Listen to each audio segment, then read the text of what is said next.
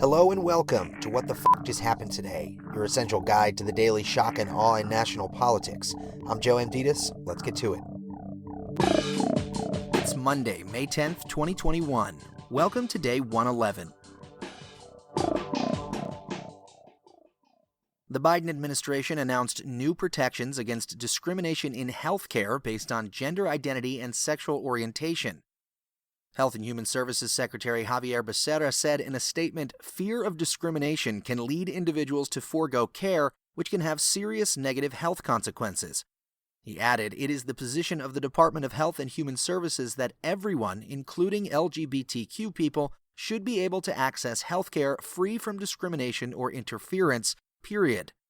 The move reverses a Trump policy that limited protections for transgender people in healthcare by narrowing the legal definition of sex discrimination to the plain meaning of the word sex as male or female and as determined by biology.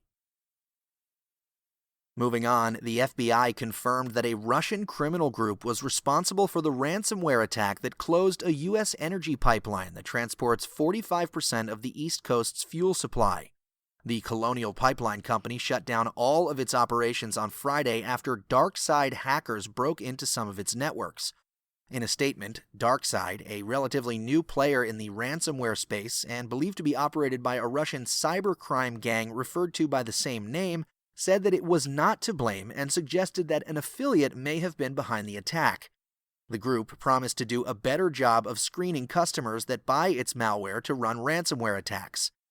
Biden is expected to sign an executive order to strengthen cybersecurity for federal agencies and contractors, and the Department of Transportation also issued an emergency declaration for 17 states and Washington, D.C. to keep fuel supply lines open.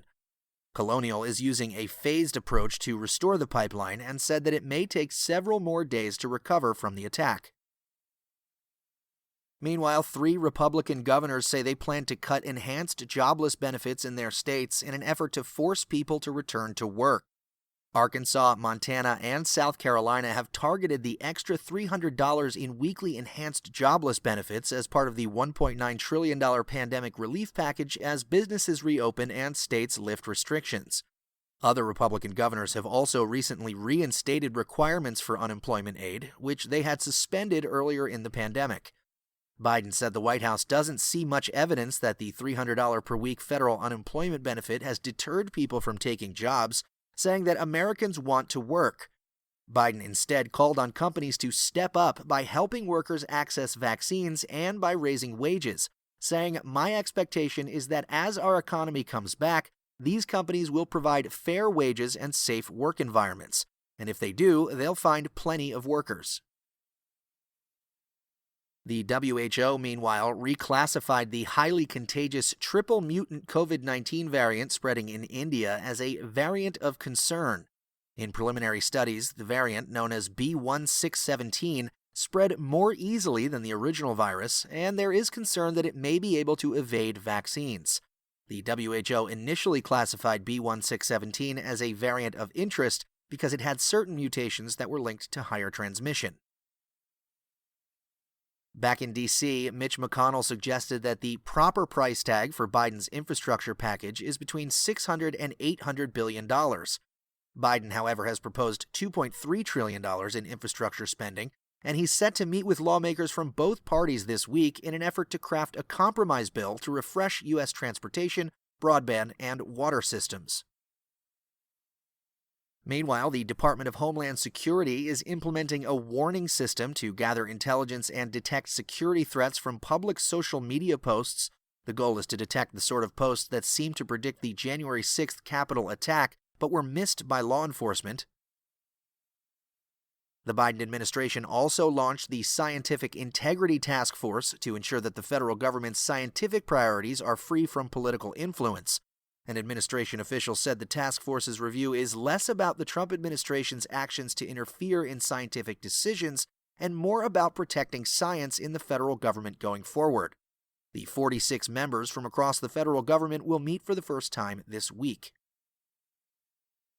And finally, air pollution from U.S. farms account for more than 17,000 annual deaths, according to a first-of-its-kind study linking thousands of premature deaths per year to methane, ammonia, and hydrogen sulfide emissions by U.S. farms.